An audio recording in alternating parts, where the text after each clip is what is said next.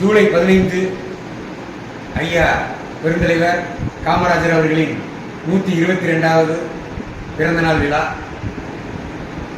தமிழகம் மட்டுமல்ல, உலகெங்கிலும் வாழக்கூடிய அனைத்து மக்களாலும் போற்றப்படக்கூடிய கர்ம வீரர் ஐயா காமராஜர் அவர்களின் பிறந்த தின விழாவினை சீரோடும் சிறப்போடும் அனைவரும் கொண்டாட ஆயத்தமாகிக் கொண்டிருக்கிறார்கள்.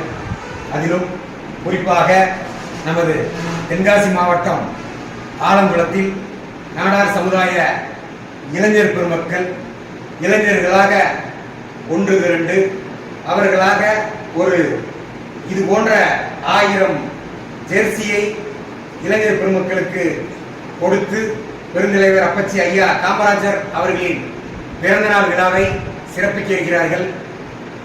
எனவே ஆலங்குளம் அருகில் இருக்கக்கூடிய தென்காசி மாவட்டத்தில் இருக்கக்கூடிய திருநெல்வேலி மாவட்டத்தில் இருக்கக்கூடிய நமது நாடார் சமுதாய சொந்தங்கள் ஐயா அவர்களின் 122வது பிறந்த தின விழாவை முன்னிட்டு ஆலங்குளத்தில் இருக்கக்கூடிய அப்பச்சி பெருந்தலைவருடைய திருவுருவச் சிலைக்கு மாலை அணிவித்து மரியாதை செலுத்த நானும் வருகை தர இருக்கிறேன்.